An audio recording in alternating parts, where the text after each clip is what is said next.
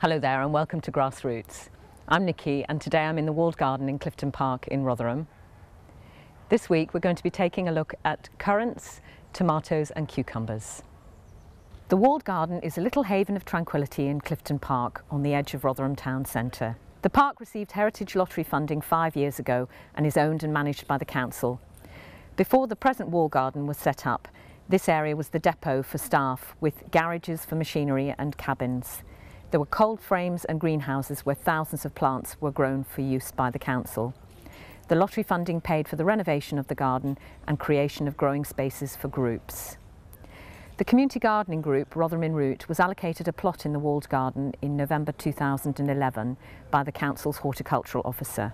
Several other groups also have plots here, such as Friends of Clifton Park and University of the Third Age. Collectively they're known as the Clifton Park Walled Garden Society.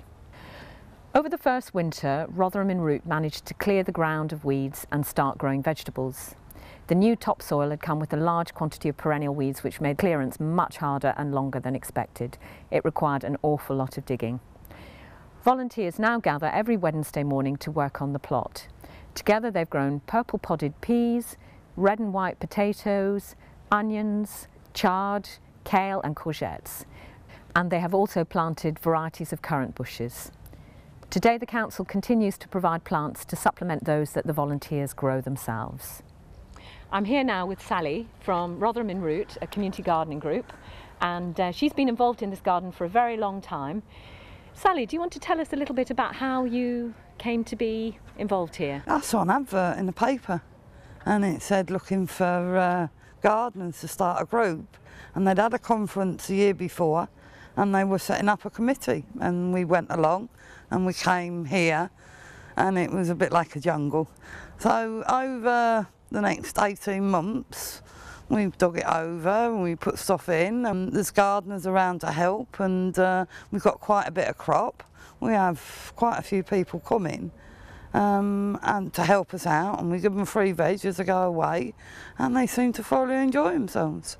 So they get something for their work? Yeah, they whether they take home some rhubarb, and then their mum might make a rhubarb crumble, and they come in next week and tell me they had a beautiful crumble. We've had some failures. It hasn't all been easy. We've had some real done things wrong. Potatoes went green because I didn't hoe them up early enough. And the butterflies, they love our cabbage. We've had that problem elsewhere too. So, but you just learn, you try and get a bit of netting on, and then the weather doesn't help. Sometimes it rains too much, sometimes the sun shines too much. But you still get enough produce from... to give away, yeah. And we just like to give the stuff away rather than do too much with it. Right. The fruit bushes have been a disappointment. They've grown too much. Yeah. So you need a lot of space for fruit bushes then? I think so, and I think this year we've got to prune them out and get them, and learn how to do it. Well, that very neatly leads on to the next part of the show, where we're going to do a spot of currant pruning. Thanks, Sally. Okay.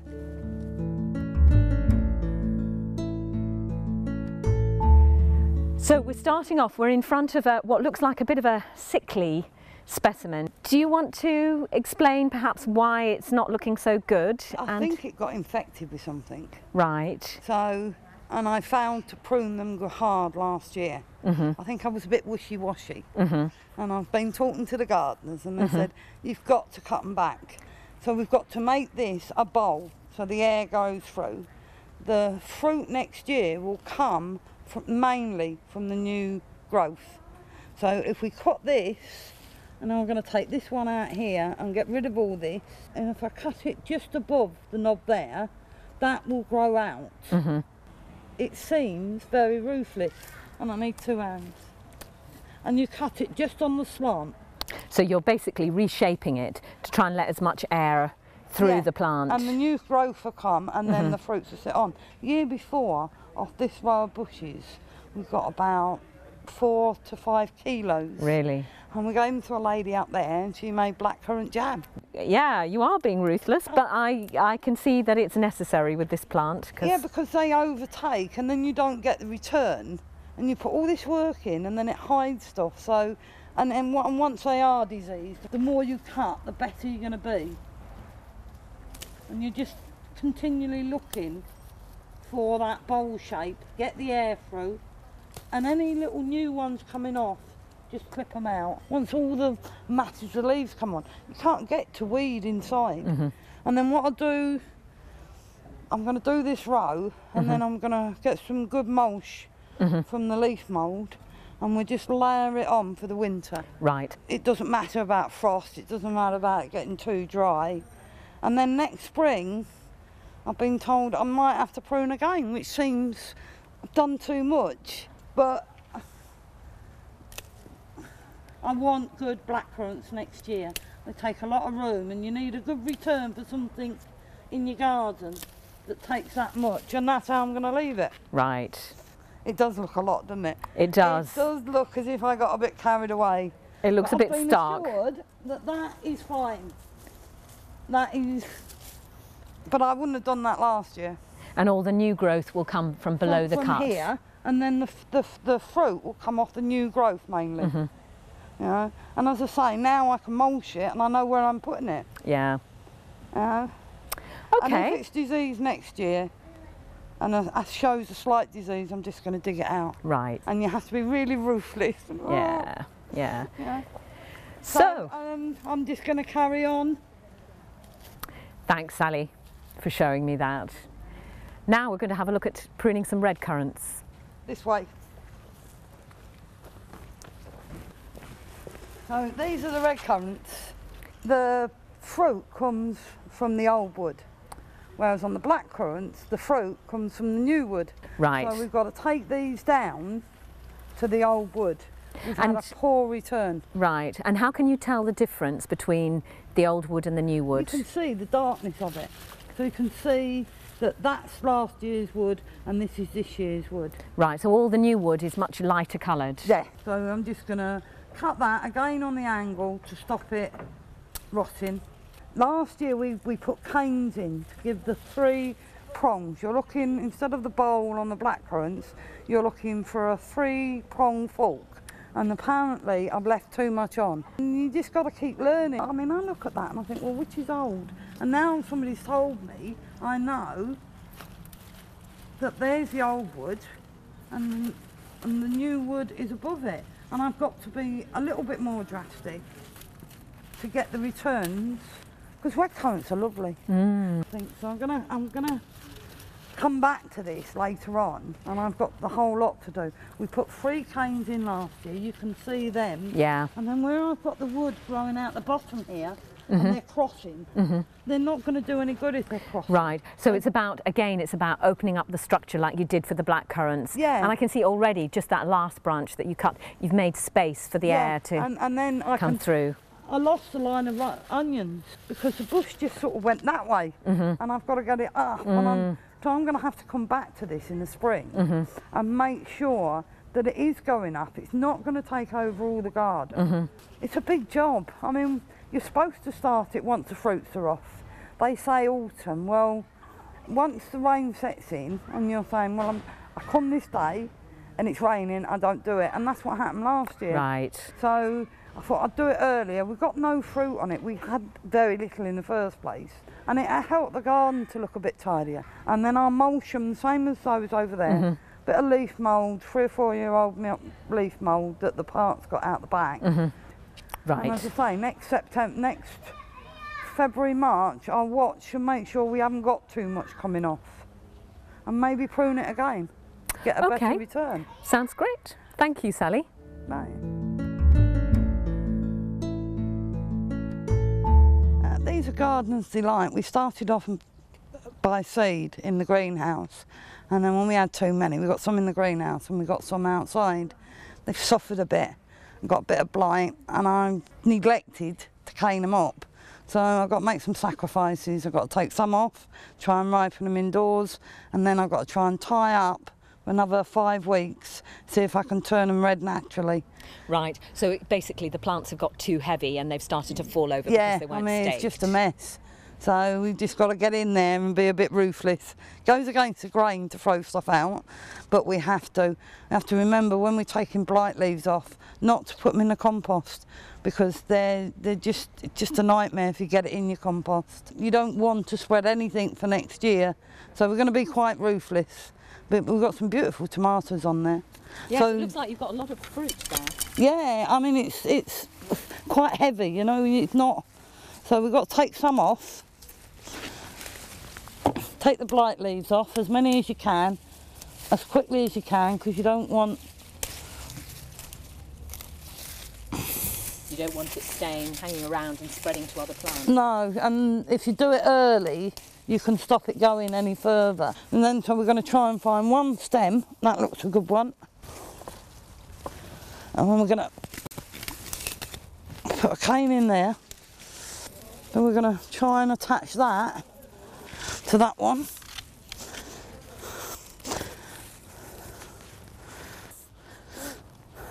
And just try and keep them up, and every time you come, it's just keep trying to tie another one up, so that that one there is off the ground and will turn red. These are going red, but they got a few marks on, and you've got to say, are they all right? They're pretty sound. That one's not. It's just got a few too many marks on. Insects get in, ruins it. Then when he's had enough, he moves on to the next one. Right. So this variety of tomato, Gardener's Delight, you can grow these outside? Yeah, and indoors. This is a good plant, but it hasn't got many trusses on. But we don't want it to go any further. So we take that one out. The top? Yeah, we're going to take the top out, and that then should bush out, and those tomatoes get nice and big, nice and juicy. Right. In general, it's about 120 days from the day you plant your seed to the day you get a harvest on most fruits in the garden. That's providing the British weather, rains and sunshines, as it says in the books. And it doesn't work like that. It doesn't, no. So sometimes we're going to have maybe 10, 12 kilos of green tomatoes come the frost. Got to get them in before the frost, otherwise you're going to lose a lot. So what do you do with your green tomatoes? I'm gonna make green chutney. I noticed in the greenhouse you've got 11 different varieties of tomatoes, so there are lots of different types. Yeah, and the smaller ones tend to come early. Right. So you can put them in your lunch boxes, or you can put them on your salads, and you put them in your spaghetti bolognese. So would you say tomatoes are one of the easiest crops to grow? It has its problems. In the greenhouse, if you forget to water, then they split and they get little brown shadows underneath, and then they're no good. Outside you get the rain when it rains, but you just got this problem of tying them up all the time. Right. So there's no right way or wrong way. I mean, tomatoes, you get them in tubs 250 grams, and most people saying, well, I don't want 250 grams, I'm only going to eat 25, 30 grams. So if you've got a bush, you just go out in the back garden and you pick off what you're going to eat. Yeah, and it's a real sense of pride as well in producing your own food. So as I say, the smaller tomatoes is a quicker return. Right. So you can be adventurous with tomatoes and try different types. Yeah, so that just keeps going, you know. Yeah, that's wonderful, thank you.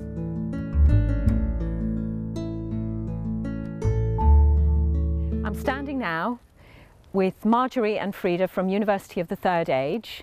So, Marjorie, do you want to tell us a little bit about this crop of cucumbers that you've grown? Well, all I can tell you is we put some seeds in and they grew. Fantastic. They've grown profusely. We've got more cucumbers than we need. We're giving them away. Wonderful. So, did you have to water them and keep them weeded? Yes, we water them and keep them weeded, and they've had some very dry weather, and some of our members have actually been up on another day, which isn't our normal regular day, and kept them watered. So you'd recommend them as a nice easy crop to grow? Very, very easy crop to grow. I always thought cucumbers grew vertically, that you had to make a frame for them. But this is a ground growing crop. No idea. All I can tell you is we just put them in and they grew. Fantastic. So when you have such a glut of produce, what do you actually do with so many cucumbers? They go in salads. Yeah, I sometimes put them in vinegar. Pickling? they're nice with vinegar and dill. Put dill in the vinegar, right, that yes. makes them rather nice. Yes. And I occasionally pop them in with a stir fry. Oh, that's And quite adventurous. And I'm sure these taste really good when you've picked them and eat them on the same day. They do taste better than when you buy them from the supermarket. It's that absolute straight from the ground taste, which applies to all produce. Yeah. And now let's pick a few cucumbers.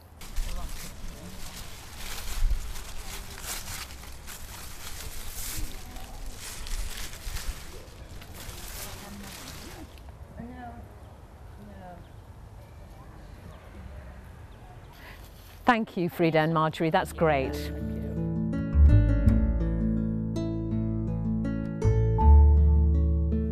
Now this is the part of the show where we answer your gardening questions. Keith, how quickly can you harvest newly planted rhubarb? I think you just have to have a bit of patience, because the plant is long lasting, and if you want it to be productive for a fair number of years, you have to start slowly. So you plant it in year 1 and not take anything, just let it grow and then let it die down. Year 2 you just take a few stalks off, and year 3 a little bit more, maybe crop over 3 or 4 weeks, and year 4 is like the start of really cropping. But if you start too early, you weaken the plant, and then you start not getting the crop you need. And what about feeding it? As long as you've set it off right with quite a bit of compost or manure, and just give it a bit of general fertiliser during the years to come. Another question is about tomatoes. If you've got black spots on the bottom of your tomatoes, what's the problem there? What you've got is blossom end rot. Fortunately, it's not a disease. It comes through inconsistent watering, and it's a calcium deficiency that you get, which gives that. So you can put it right by just mixing a bit of lime in some water and using that as a part of the watering regime. But it will go, you'll have to destroy the tomatoes that it's on. There's no point in trying to get them to go green. But otherwise, if you keep watering them regularly, then you shouldn't get that problem. You shouldn't do, It's either overwatering, or most of the time it's not watering enough, so you can usually tell it's just too dry. And what about as it's getting later in the season and you've got tomato plants that are still producing flowers, say in August, September? How do you get the best out of your tomato plants at that time of year? The thing to do is not to expect that every tomato that sets is going to ripen to be red and edible. We just don't have the summer. So come about mid-August, you'd cut off the growing tip of the tomato. And if you've got about 4 or 5 trusses of an outdoor tomato, you could cut it off a bit earlier than that, because it will continue to set flowers, but they're just not have the time to grow and become red. Cut off some lower leaves so you get more sun and light, because it's not just the sun, it's the light days that make them go red. Right, so it's both bottom and top you're taking leaf and flowers off. Yeah, but at the end of the day you'll end up with green tomatoes come what may, and you can actually, well, some people cook obviously to make green tomato chutney, but you can ripen them. Put the green tomatoes on a tray, put a tea towel or cloth over the top, and put a banana in with them. Let the banana just go rotten, and it's like the commercial process, ethylene gas that banana gives off and ripens the tomatoes. How long does it take then for them to ripen? Usually it depends on the variety. So you need to give it at least a couple of weeks? Yeah. Oh yeah, you've got to be patient. You'll find 1 or 2 will rot away. Yeah, people do this all over, and it's the way the commercial people ripen tomatoes. If you have a gardening query that you want to send to the team, then you can tweet us at Grassroots or find us on Facebook.